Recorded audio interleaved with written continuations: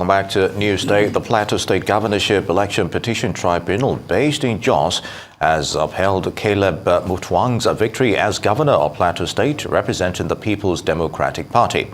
The petition challenging Mutfwang's elections filed by Nintawe Goshwe of the All Progressives Congress was dismissed. Goshwe claimed that Mutfwang was not qualified to contest as he was not validly nominated, sponsored by the PDP during the election due to the party's alleged lack of structure at that time. In his ruling, the tribunal affirmed Caleb Mutfwang's elections and rejected Nintawe Goshwe's allegations, solidifying Mutfwang's position as governor of Plateau State under the PDP.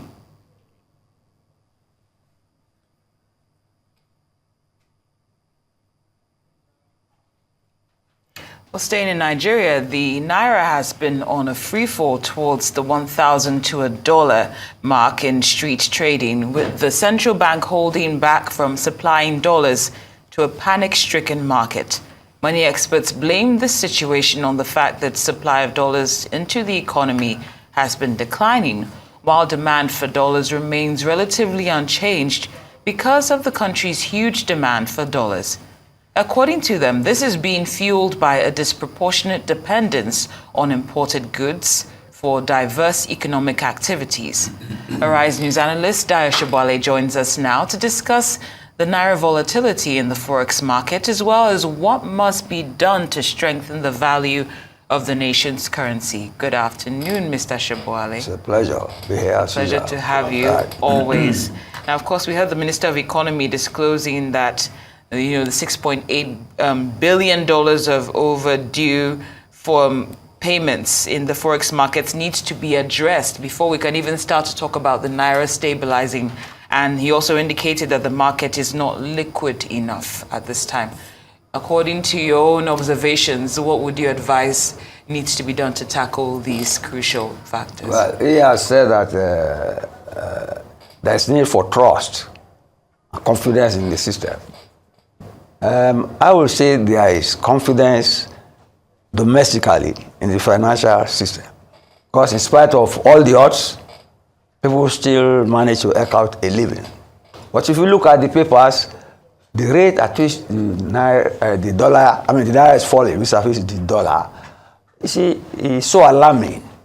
But yet, the economy is not in panic, because Nigerians, you see, the Naira in your pocket in Nigeria still has some mileage.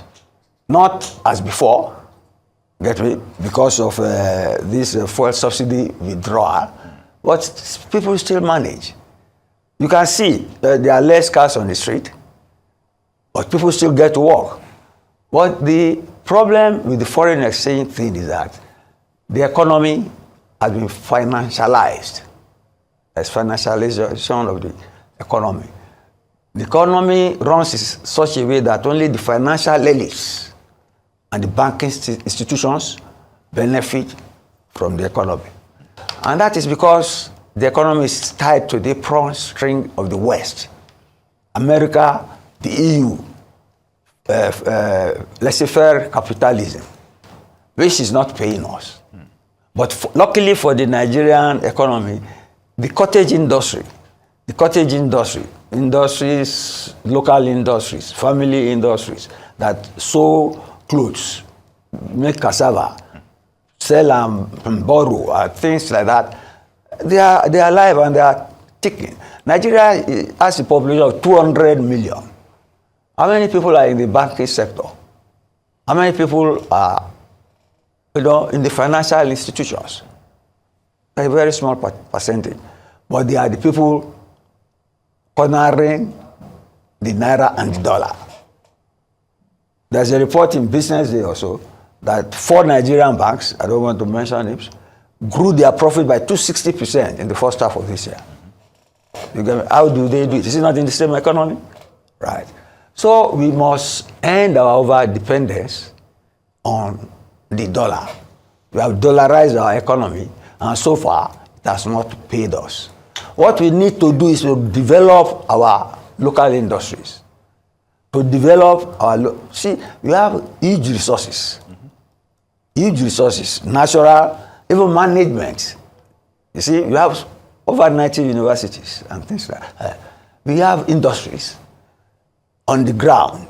We have power problem and all that. But if we develop our local industries, our manufacturing industry, our productive industry, our things to sell overseas will earn dollars. Do you get me? But as it is, our currency is devalued. So if we have things to sell to the outside world, we'll have dollars. The fact that we are able to exist, or the larger majority of the people in the country exist, although most on poverty line, still shows that the hue and cry over the crash of the Naira is not economically on the ground amongst Nigerians. But some Nigerians have not seen a dollar before in their lives. They're all over the country. But you see, it is a collusion between big media, as it is in the West, big media and the financial elites, to create an international trade conundrum that you are left out if you don't buy from overseas. See the papers every day, it's decline of the Naira, all the papers. This is a sponsored sense of panic and despair. It is not really on the ground. But what I'm saying is that we should not depend on the financial institutions or the signals they give as a measure of what is happening to our economy. All right, Mr. Sobowale, still talking about domestic factors now. CBN's postponement of the 293rd meeting of the Monetary Policy Committee is also thought to be creating uncertainty in the market as well. So is that a factor in the Naira also closing to almost 1,000 to the dollar now, to a large extent, you think? What did you say? Do you think that's also a factor to overall issues regarding... See, the central bank... We're talking about the local, scenario now. Yeah. No, what I'm trying to tell you is that we have exaggerated this fall of the Naira. I told you now that some Nigerians have never seen the dollar before. Yet they exist. You get it now. It is our being tied to the apron string of the West. That is what. But the central bank is responsible not only for monetary policy, but for price stability. In terms of price stability, it has flown out of the window. But people still heck out a living. People still exist. Even right now, government has increased salaries in tertiary institutions by 30%, by 25%. That is things meant to make, to lessen tension in the economy.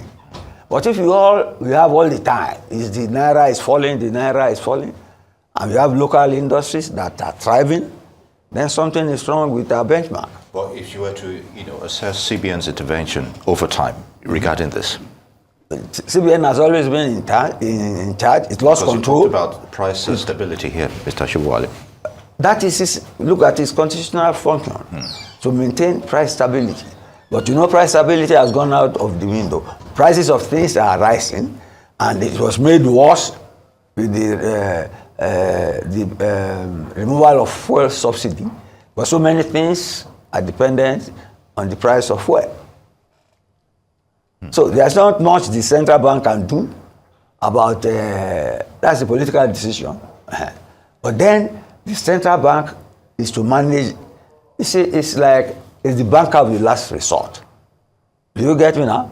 And when the banks are broke, they go to it. But the banks are making extreme profit, and the central bank will make extreme profit before this problem of Emefiele. Even before the problem of Emefiele, before the investigator came in, and the investigator was querying the profits they made, and that their audit was not flawless. But this job of the central bank is not only monetary policy and management for currency, but price stability. And I'm saying that in spite of the fact that the prices have not been stable, the economy, with the help of the cottage industries, the informal sector, even though the central bank mopped up, you remember what happened towards the end of the election? We have not recovered from that. They mopped up the Naira. Now if we don't have dollars, why would we not have problems? That's the job of the new CBN governor and the deputy governors to sort out. Oh, Mr. Sobowale, for the viewer who's listening to you right now and saying we shouldn't depend on the financial institutions, for this report, saying it's rather exaggerated, where should they source their own information from to get your own sense of calmness in what people are probably seeing as a relative storm? You have not been listening to me. I'm telling you that the marketization, get me, and the application of laissez-faire capitalism, free market economy, you get me, which was, part and parcel of the IMF loans we have always borrowed, and their conditionalities led us to this.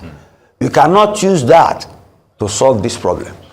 Perhaps that is why when the CBN has postponed its monetary policy, something to think out things, because it cannot be business as usual, the way they have managed the economy. And the way I see it, you see, those in charge of the commanding eyes of our economy have been trained by Bretton Woods institutions.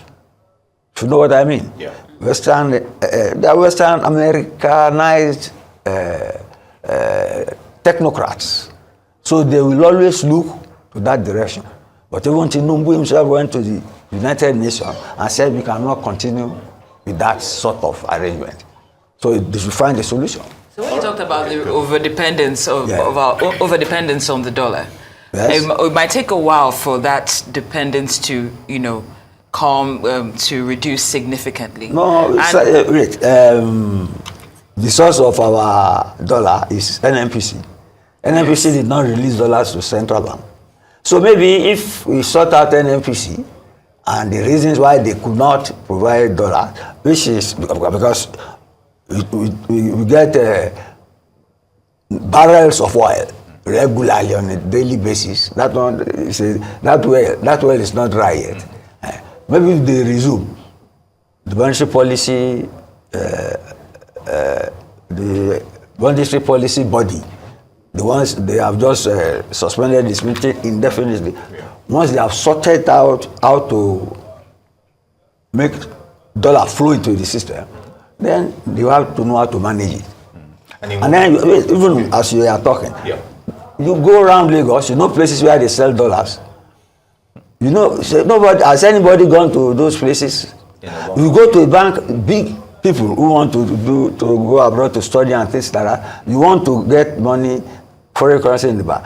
They say, the people they send for them even in the bank and they exchange. Something is wrong. You see, it is a cottage industry that is against our own interest. But the larger cottage industry, which I call the survival cottage industry, the larger economy, is what is making Nigerians to survive in our economy. And they survive in spite of all the hue and cry of our lack of dollars. All right, it's orchestrated. Yeah, of course. Just before we go, the issue of diversification also has to be taken in place, because it seems just one or two sectors are making money from the economy, as it were. Mr. Dayo Sobowale, I'd like to thank you very much for your input, as always.